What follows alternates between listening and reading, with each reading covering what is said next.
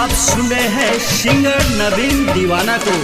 DJ Manish Raxaul, Shivani recording studio Gaurav Bazar. Bhole बाबा हो दया देखाई, ई कोरोना के देश से भगाई। भोले बाबा हो दया देखाई, ई कोरोना के देश से भगाई हो। ओकरे कारण कर्फ्यू लागल पूरा टाउन में, ओकरे कारण कर्फ्यू लागल पूरा टाउन में।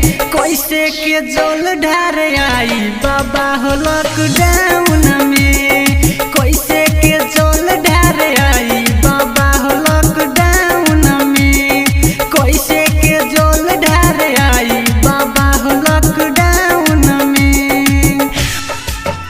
लॉकडाउन में। जय शिव, लॉकडाउन में जय शिव, बोल के जल ढार आई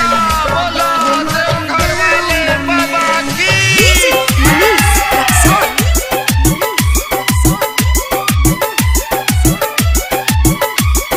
निकली ना घर से कोरोना के डर से, बड़ी डर लागे हमरा पुलिस के मार से, पुलिस के मार से।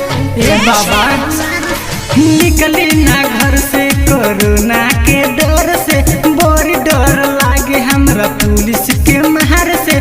देखी देखी बड़ी खीस हमरा बरे, केहू न जात बार बोलबम डरे, बोलबम डरे, हाँ बोलबम डरे, बोलबम डरे, हाँ बोलबम डरे।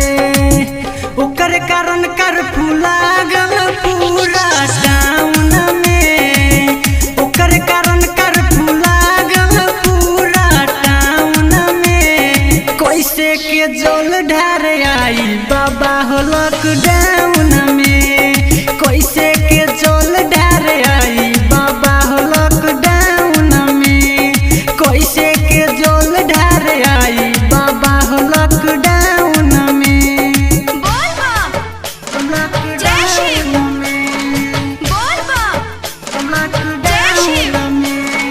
डीजे मनीष रक्सौल।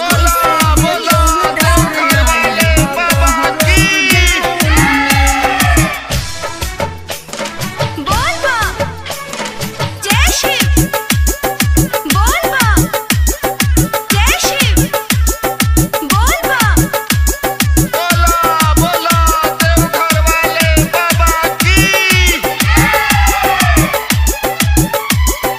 हमनी पर भारी बाबा विपत बा पड़ल, ओकरे कारण कितना लोग बाबा मरल। बोल बाबा बम, ए बाबा जय शिव, बाबा मरल।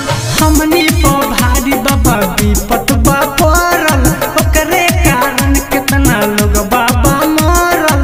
नवीन विजय कहे बाबा हवे दानी, कोनो उपाय करके करी सावधानी, करी सावधानी बाबा करी सावधानी, करी सावधानी बाबा करी सावधानी।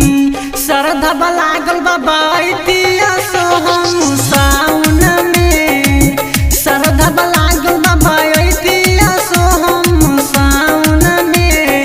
कैसे के जल ढार आई बाबा हो लॉकडाउन में, कैसे के जल ढार आई बाबा हो लॉकडाउन में, कैसे के जल ढार आई बाबा हो लॉकडाउन में। शिवानी रिकॉर्डिंग स्टूडियो गौरव बाजार।